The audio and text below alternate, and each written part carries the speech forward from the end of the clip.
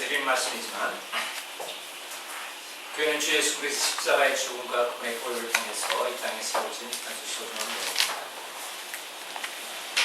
주 예수 그리스도의 핏값으로 사신 교회라고 사도행전에 기록되어 있는데 너무나 소중한 교회로서 또한 교회는 사람들을 구원하는 생명의 복음과 하나님의 영원하신 계획이 이 땅에 실현될 하나님의 왕국을 선포하는 아주 소중한 사명이기 때문입니다. 어때 이렇게 소중한 교회를 함께 모여 주님께 나아갈 때 우리 주님께서 한영한 은혜를 여러분 모두에게 부어주시기를 원합니다. 주님의 이름으로 여러분을 축복합니다. 오늘 여러분과 함께 나누는 하나님의 말씀은 누가복음 7장 2절에서 10절까지 말씀이었습니다. 우리가 봉독했죠. 이 중에서 8절 9절 말씀을 제가 다시 한번 봉독해드리겠습니다. 8절 9절 말씀입니다. 나도 번이 아래에 있는 사람이며 내 아래에도 군사들이 있어 내가 이 사람들을 가라 하면 그가 가고 저 사람들 오라 하면 그가 오며 내 종들이 이것을 하라 하면 그가 그것을 하나이다 하네. 예수님께서 이것을 들으시고 그로 인해 놀라사 주위를 돌아보시며 자기를 따르던 사람들에게 이르시되 내가 너희에게 이르노니 이스라엘에서 이렇게 큰 믿음은 내가 결코 보지 못하였노라 하시니라. 아멘. 오늘 이 본문 말씀 중심으로 여러분과 함께 나눌 말씀의 제목은 큰 믿음이란 무엇인가입니다. 우리 주님께서 말씀에 은혜를 주시도록 잠시 기도하겠습니다. 아버지 하나님, 이 시간 주의 말씀을 펴고 주님께서 우리에게 주신 말씀을 우리가 고대하며 우리 마음을 열고 있사오니 주님께서 예비하신 말씀의 은혜를 풍성히 내려 주시옵소서. 주의 말씀으로 깨우침 받고 다시 한번 주의 말씀의 진리에 우리 눈이 밝아지며 우리 마음이 주님에 대한 신뢰와 확신이 더욱 굳어져서 수마음을 굳게 붙들고 주님께 다시를 우리 자신께 드리는 복된 시간으로 삼아 주시옵소서. 단의 선자가 다만 먼지에 불과한 자리니 저는 가려우시고 주의 말씀과 이름만 주님의 영광만 드러나는 시간을 삼아 주시옵소서. 우리 주 예수 그리스도의 기도합니다. 우리 주 예수님께서 이 땅에 계셨을 때 큰 믿음의 소유자라고 칭찬하시는 사람이 딱 2명 있었습니다. 공교롭게도 이 2 사람은 유대인이 아니었습니다. 그중 한 사람은 오늘 본문에 나오는 로마군에 소속된 백부장이었고 또 한 사람은 마가복음 7장에 등장하는 가나안 지방의 수로보니게 여인이었습니다. 예수님께서 나는 이스라엘의 잃어버린 양들 위해서 왔노라.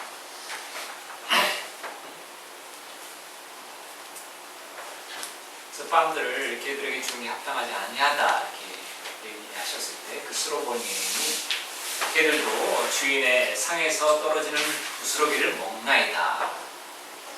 경성과 주님에 대한 신뢰를 정말 굳게 표현한 그 말씀으로 인해 우리 주 예수님께서 수로보니게인에게 자녀가 치유함을 얻을 수 있는 놀라운 은혜를 허락하셨죠.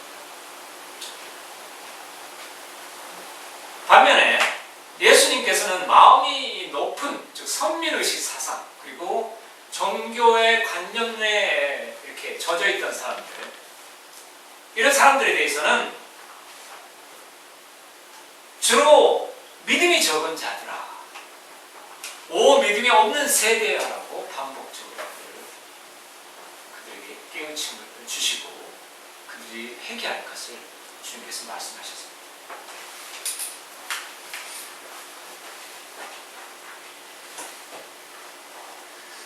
많은 경우 믿음이 없는 세대야 오 믿음이 적은 자들아 이렇게 주님께서 말씀하셨을 때 이들 2 사람의 믿음에 대해 우리 주 예수님에 대한 칭찬을 생각해 보면 우리들에게 무엇이 큰 믿음인가에 대한 우리에게 큰 교훈을 주는 말씀이 아닐 수 없습니다. 오늘은 이 2 사람 중에 백부장의 믿음에 대하여 좀 살펴보도록 하겠습니다. 이 백부장에게는 사랑하는 종이 있었습니다. 그리고 그 사랑하는 종이 병들어 죽게 되었습니다. 백부장은 자신이 사랑하는 종이 죽어간다는 사실에 너무나 마음이 안타까웠습니다. 그러던 차에 그 백부장은 예수님에 대하여 듣게 되었습니다. 그리고 그는 유대인들의 장로를 보내어 예수님께서 오셔서 자기 종을 걸쳐줄 것을 간구합니다. 이 상황을 살펴보면 우리는 이 백부장이 어떠한 성품을 지니고 있는 사람인지 몇 가지 알 수 있습니다. 첫째, 이 백부장은 사랑이 풍성한 사람이었습니다. 그 당시 로마 백부장에 있어서 종이란 늘 얻을 수 있는 존재였습니다. 사실 노예라는 것은 로마 세계 대제국에 붙고 로마가 정복한 그 땅의 포로들은 늘 군대, 귀족들에게 종으로 나눠졌기 때문에 종이란 그렇게 귀하고 그 다음에 그렇게 가치 있는 존재가 전혀 아니었습니다. 그리 중요할 것도 없었고 그리 아까울 것도 없는 존재였습니다. 그런데 그 백부장은 그러한 종을 살리기 위해 유대인 장로들을 우리 주 예수님께 보냈습니다. 자, 여러분 생각해 보십시오. 유대인 장로들을 청하여 보낸다는 것은 백부장에 있어서 그리 간단치 않은 일이었습니다. 왜 그러냐면 백부장으로서 권위가 있는 군대에 어느 정도 위치를 확보하고 있는 사람이었지만 유대인들의 장로를 심부름 보낸다는 것은 간단한 일이 아니었어요. 유대인들 장로는 누굽니까 여러분? 유대인 집단으로부터 덕망을 받고 있는 나이 든 사람을 유대인 장로라고 합니다. 그죠? 그들을 예수님께 보내려면 어떻게 해야 돼요? 어떻게 해야 되죠? 지금으로 따지면 동네 유지들, 동네 어르신들을 어떤 곳에 보내서 사람들을 이렇게 불러오게끔 이렇게 신분을 보내려면 뭐 해야 되겠죠, 여러분? 뭐 해야 됩니까? 그들에게 합당한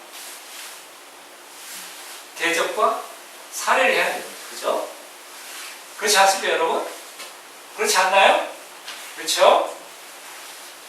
이게 사회생활입니다. 그죠? 거마비라는 거 아십니까? 거마비? 거마비가 무슨 뜻인지 아세요? 거마비. 지명도 있는 사람들을 어디에 초청하거나 어디에 보낼 때 그 사람들이 기본적으로 주는 사례금을 거마비라고 합니다. 연예인들 이렇게 초청하기 위해서는 기본적으로 그들에 대한 보수도 주지만 또 거마비라는 게 따로 있어요. 이처럼 유대인 장로들을 예수님께 보내기 위해서는 그들에게 합당한 대접과 사례를 해야 하는 것입니다. 그런데 이 백부장은 자신의 종을 위해 그러한 일을 기꺼이 감당했습니다. 이처럼 백부장은 사랑이 풍성한 사람이었습니다. 둘째, 이 백부장은 평소에 다른 사람들과 화평을 추구하며 큰 덕을 베풀어 아주 평판이 좋은 사람이었습니다. 이에 대한 내용은 4, 5절에 나와 있습니다. 여러분 다시 봉독하셨습니다. 4, 5절 4절 5절 시작. 그들이 예수님께 나와 절박하게 우게 감청하여 이르되 그를 위해 일을 하시는 것이 그에게 합당하니까 그가 우리 민족을 사랑하고 또 우리를 위해 회당을 지었나이다 하니. 아멘.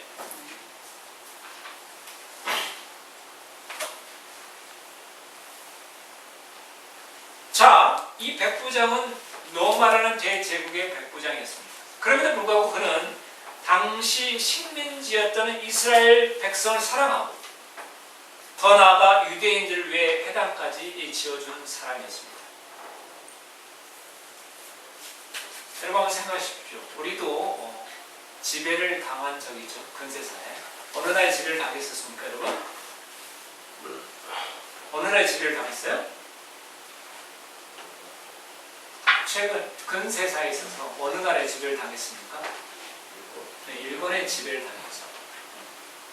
백부장이면 일본의 헌병대 대장품도 될 텐데 헌병대 대장이 일본 헌병대 대장이 우리나라를 민족을 사랑하고 건물도 지어주고 수많은 덕을 베풀었어요. 그런 얘기 들어보신 적 있어요? 역사책에서. 자, 이 백부장이 얼마나 덕이 풍성한 사람이었는가를 우리는 이렇게 비교해보면 알 수 있는 것입니다.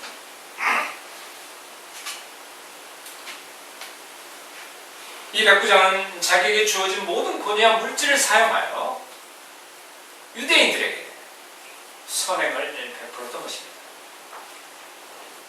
그러나 예수님께서 진정으로 이 백부장의 믿음을 평가한 것은 단지 이 두 가지 성품 때문만은 아니었습니다. 그가 권위에 순종한 아주 겸손한 사람이었고, 또한 그 권위를 통해서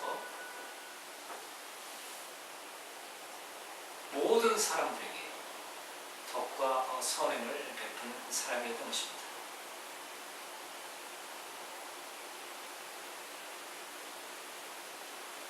물론 앞서 언급한 두 가지 성품, 즉 사랑이 풍성하고 화평 속에 덕을 베푸는 것도 남을 배려하고 존중하는 겸손이라는 뿌리에서 그 열매가 나온 것입니다. 자기 주변의 모든 사람들과 사랑과 화평과 덕을 추구하는 것은 우리 주님을 기쁘시게 하는 그리스도인의 중요한 덕목이라고 할 수 있습니다. 하나님 말씀 두 구절 읽어드리겠습니다. 모든 사람과 더불어 화평과 거룩함을 따르라.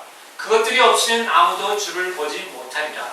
히브리서 12장 14절 말씀입니다. 이 말씀은 매 순간 주님을 만나고 주님의 도우심을 구하려면 모든 사람과 화평해야 한다는 뜻입니다. 그렇죠? 모든 사람과 더불어 화평과 거룩함을 따르라. 그것들이 없이는 아무도 주를 보지 못하리라. 화평과 거룩함을 따르지 않으면 주님으로부터의 선하신 응답을 기대할 수가 없다는 뜻입니다. 한 구절 더 말씀드리겠습니다. 의의 열매는 화평케 하는 자들의 화평 속에서 뿌려졌느니라. 야고보서 3장 18절 말씀입니다. 즉 열매, 모든 일에 있어서 좋은 결과가 나오려면 그 전에 화평이 있어야 한다는 것입니다. 그죠? 의의 열매는 화평케 하는 자들의 화평 속에서 뿌려졌느니라. 모든 좋은 결과, 모든 열매가 나오려면 그 전에 화평이 있어야 한다는 것입니다.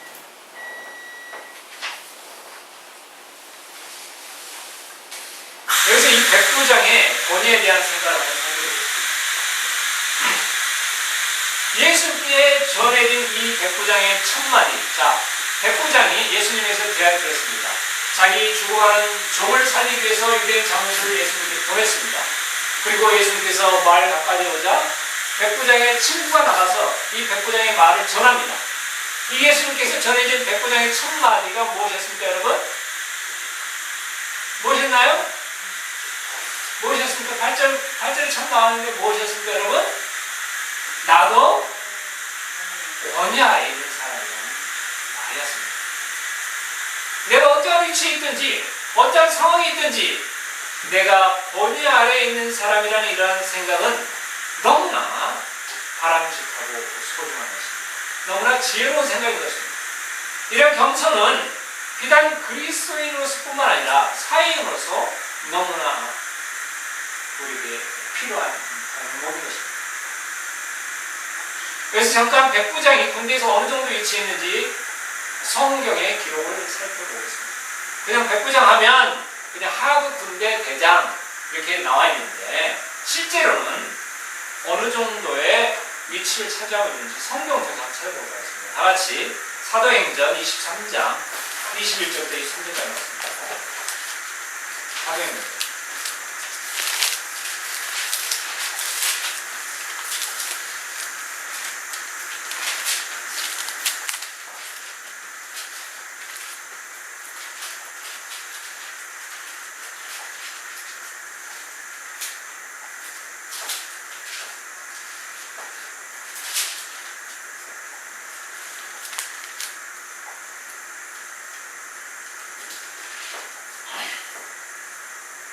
백부장이 얼마나 군대를 피하에 거느리고 있는 사람인가를 이 말씀 통해서 알고 있는데요. 알 수 있는데요. 21절부터 23절까지 다시 공부하겠습니다. 시작.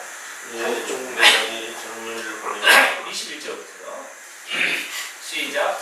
당신은 그들의 나이를 따르지 마옵소서. 그들 중에서 40명이 넘는 자들에게 스스로 자신을 선포하고 자기들이 그를 죽이기 전에는 먹지도 아니하고 마시지도 아니하기도 하고 숨어서 그를 기다리다. 지금 그들이 중요하고 당신의 약속만 기다리나이다 하니라.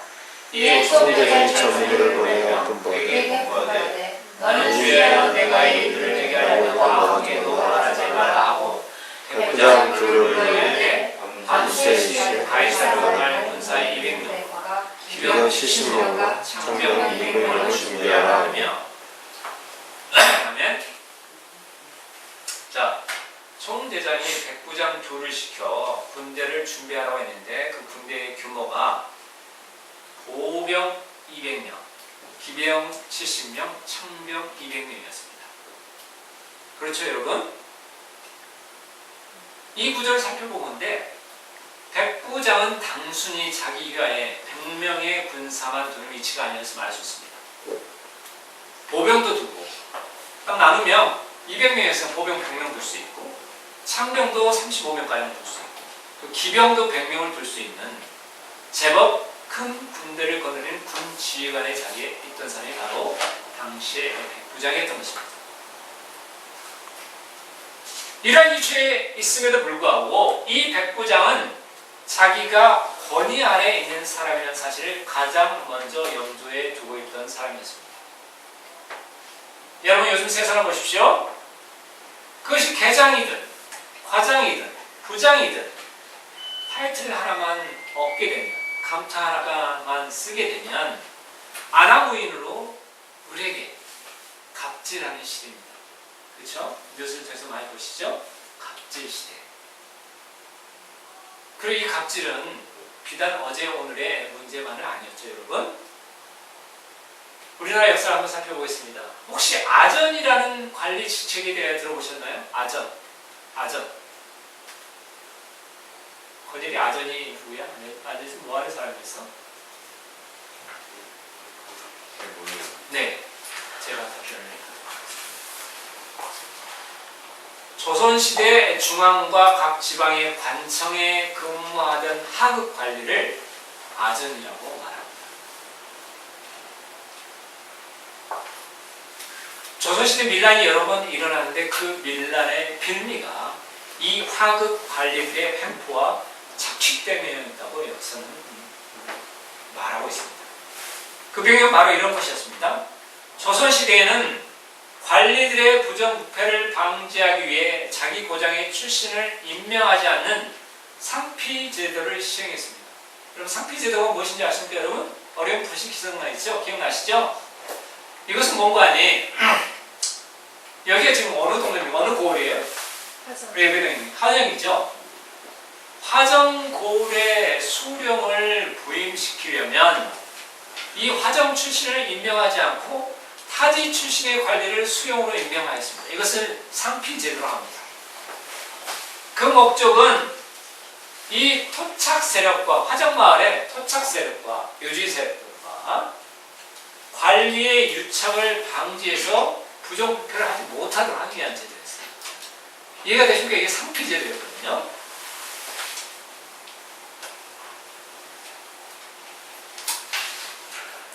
그래서 어느 관리가 어느 고을의 수령이 전혀 자기 고장과 관련 없는 타지로 수령으로 부임하게 됩니다. 이렇게 부임하게 되면 이 새로 부임한 수령은 그 고을의 세부적인 상황을 알 수가 없습니다. 그래서 오랫동안 일이 많고 고을의 사정을 훤히 꿰뚫고 있는 아전들에게 행정신부를 맡길 수밖에 없었습니다. 이를 기회로 아전들은 자, 고을 수령은 잘 몰라요. 고을 세부적인 내용. 어떤 이권이 고을 속에서 이렇게 이루어지고 있는지 잘 모릅니다.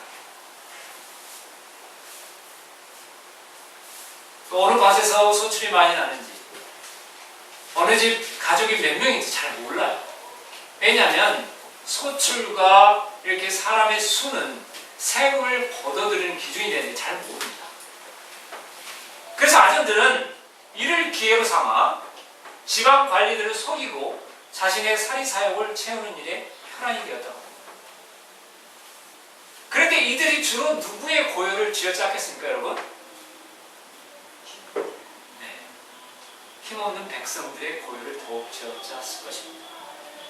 이 때문에 조선 후기에 정약용 등 학자들은 아전의 폐해를 들어 정부의 시정책을 촉구했는데, 특히 조식이라는 사람은 우리나라는 아전 때문에 망한다는 말을 남기고 또 통탄했습니다. 특히 아전들이 삼정의 문란을 유발하였다고 하는데, 삼정이란 군정부가 환정을 의미합니다. 여러분 전쟁할 건 말씀드렸지만 어느 땅에서 수거축이 얼마나 하는가를 조사해서 세금을 매기는 근거로 삼았어요. 그런데 아전들이 토지주들과 대지주들과 짜고 소초를 줄이게 되면 어떻게 될까요, 여러분? 세금을 적게 내게 되는 거죠. 그러면 그 세금을 적게 내는 사람은 그 나머지 돈의 일부를 누구한테 주겠어요? 아전한테 주겠죠. 그죠? 이게 전쟁의 문란이었습니다. 군정이라는 것은 군대 안 가게 되면 군포를 내서 군역을 대신하였는데, 옷을 내가지고 저 군대까지 형평 못 내니까 그 대신 옷을 내겠습니다. 이렇게 군포제도거든요. 그런데 이 아전들이 어린아이에게도 군포를 내게 됩니다. 그리고 죽은 사람한테도 군포를 내게 됩니다. 그리고 어떤 한 이웃이 이것을 못 이겨서 도망가는 그럼 이웃들에게도 군포를 매기는 거예요. 환정은요, 황복제도라는 겁니다. 황복제도가 무엇인지 아시죠, 여러분? 춘궁기에 곡식을 국가에서 빌려줘요. 그 다음에 추수기에 그 원래 빌려받은 곡식의 10분의 1을 얹어서 다시 되갚는 제도를 말합니다. 그런데 아전들이 이 이유를 어느 부분까지 올리는 거니? 절반까지. 그러니까 한 섬을 춘궁기에 빌려가면 한 섬 반을 추수기에 내야 되는 거예요. 50%를 얹어서 내야 되는 거예요.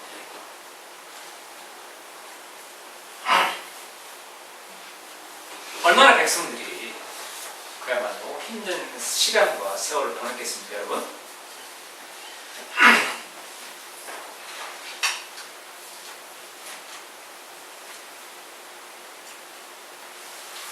이처럼 사람들은 어느 위치에 올라서게 되냐, 그 위치를 이용해서 자기 권위 아래에 있는 사람들에게 갑질을 하면서 그들을 착취하고 횡포로 입사하는 일을 하게 됩니다. 어느 시대도 말하고 이렇게 했죠. 근데 이 백부장은 아주 다른 사람이었습니다. 여러분, 로마가 어떤 나라입니까? 세계 대제국이었죠. 세계 대제국의 백부장, 자기 휘하에 보병 100명, 기병 한 몇십 명, 그 다음에 청병 100명을 거느리고 있는 사람이라면 그야말로 굉장히 큰 영향력을 가지고 있는 사람이었습니다.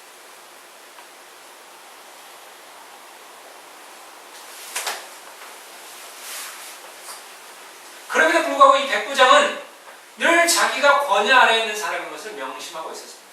그리고 또한 자기 아래 사람들도 그러한 권위의 질서 속에서 움직인다는 사실을 잘 알고 있었습니다. 내가 이 사람들을 가라면 가고 저 사람들을 오라면 오나이다. 여러분, 이것은 무엇을 말합니까, 여러분?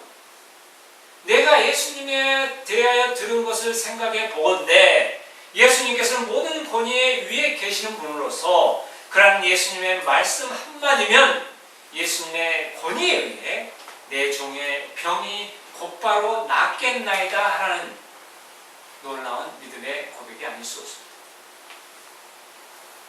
이 백부장은 세상의 모든 질서가 권위에 움직인다는 것을 잘 알고 있었습니다. 그리고 그 권위의 가장 위에 계신 분이 바로 예수님이라는 것을 알게 되었습니다. 그러므로 예수님의 한 말씀이면 모든 것이 그분의 말씀의 권위에 순종한다는 것을 또한 알고 있었습니다. 모든 것이 그분의 손에 달려 있습니다. 모든 만물이 그분의 권위의 질서에 움직이고 있습니다. 그분께서 한 말씀만 하시면 그 말씀대로 이루어집니다. 라는 이런 믿음이야말로 우리에게도 가장 큰 필요한 믿음입니다. 그렇기 때문에 예수님께서 그 믿음을 이렇게 큰 믿음이라고 칭찬하셨던 것입니다. 모든 것에 위에 계신 분에게 겸손하게 납작 엎드려 그분의 응답을 기다리는 것. 그리고 사랑과 화평 속에서 그분을 기쁘시게 하며 그분의 한 말씀을 기다리는 것. 바로 우리 그리스도인의 믿음의 본이 이 백보장을 통해서 우리에게 보여지고 있는 것입니다. 그렇기 때문에 우리 예수님께서 이렇게 말씀하신 것입니다. 내가 너에게 이르노니 이스라엘에서 이렇게 큰 믿음을 내가 결코 보지 못하였노라.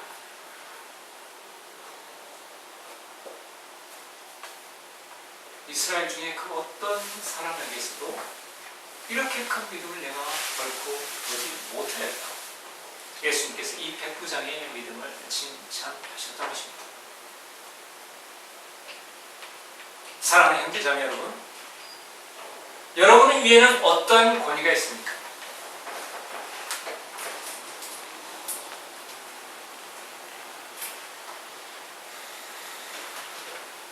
권위 위에는 어떤 권위가 있어요?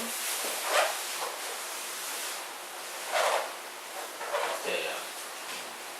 부모님이 계시고 선생님이 계시고 그 위에 또 하나님께서 계시죠.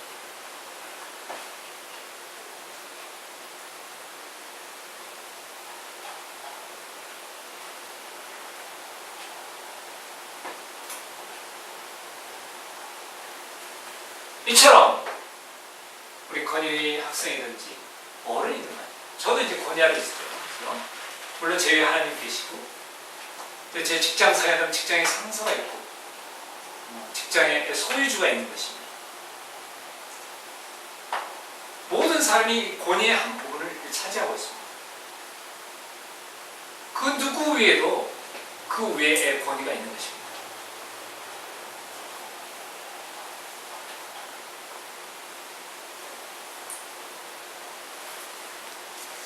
나도 권위 안에 있는 사람이다. 이 백부장처럼.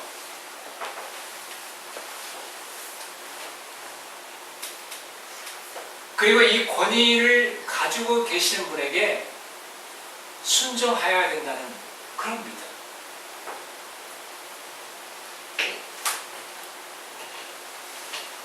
너무나 우리에게 귀감이 되는 믿음이 아닐 수 없습니다. 우리 위에 권위를 가지고 계시는 우리 주님을 기쁘시게 하기 위해 매일의 삶 속에서 사랑과 화평을 추구하는 것. 이 백부장처럼.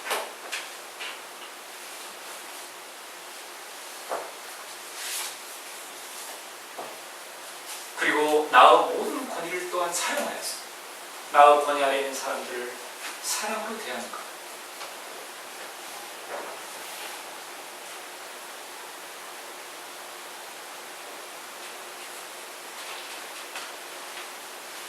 너무나 소중한 믿음의 행위가 아닐 수 없습니다.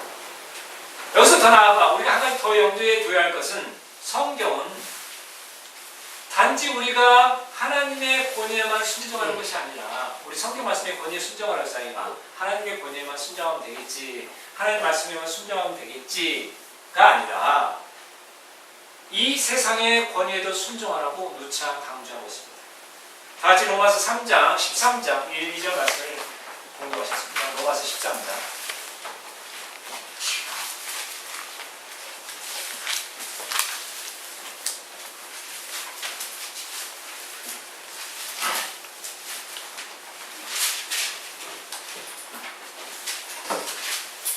자, 로마서는 새 대제국 로마의 지배를 받고 있는 로마에 있는 교회의 지체들한테 그런 것입니다.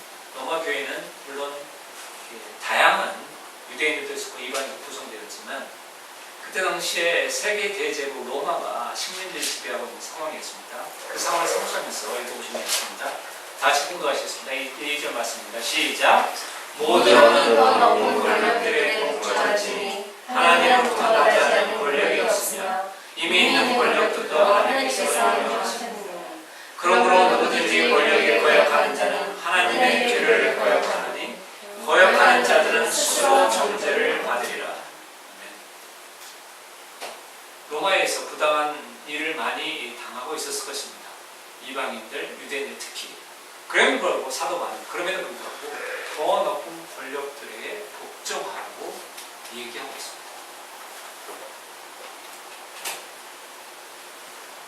여기서 한 말씀 더 찾아보겠습니다. 에베소서 6장 1절에서 9절까지 말씀.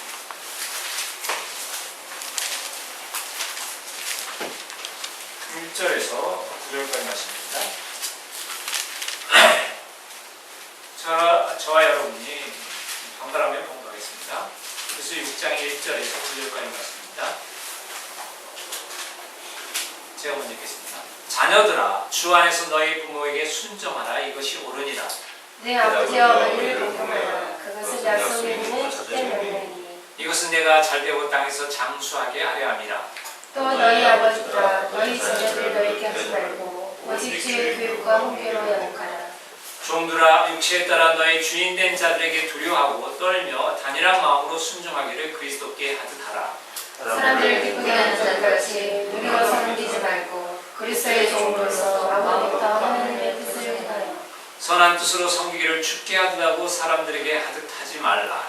어떤 사람이 무슨 선한 일을 행하든지 그가 매니저든지 자유롭다든지 주에게서 바로 그것을 받을 줄 너희가 아느니라. 너희 주인들아, 그들에게 같은 일들을 행하고 협박하는 일을 삼가라. 너희 주인도 하늘에 계시나니 그분께서 사람들의 외모를 중시하지 아니하시는 줄 너희가 아느니라. 아멘. 1절부터 9절까지 모든 말씀이 다 무엇에 관한 말씀입니까, 여러분? 무엇에 관한 말씀입니까? 권위에 순종하라는 말씀입니다.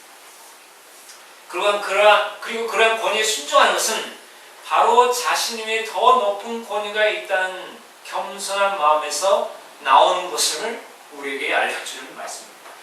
그리고 이러한 권위에 순종하여 모든 사랑과 화평을 따르며 덕을 쌓는 것은 바로 모든 권위에 계신 하나님께서 계시다는 것을 믿음으로 나타내는 것이라는 것을 알려주는 말씀입니다. 1절부터 9절까지 내용 쭉 읽어보면 자녀들이 부모들에게 순종하는 것은 단지 부모에게만 순종하는 것이 아니라 누구에게 순종하는 것이라고 나와있습니까, 여러분? 하나님에게 순종하는 것입니다. 그렇죠? 부모에게 순종하는 것은 단지 부모에게 순종하는 것이 아니라 하나님에게 순종하는 것입니다. 아내가 남편에게 순종하고 남편이 아내를 사랑하는 것은 단지 그 대상이 남편과 아내가 아니라 하나님에 대한 순종과 사랑이라는 것입니다.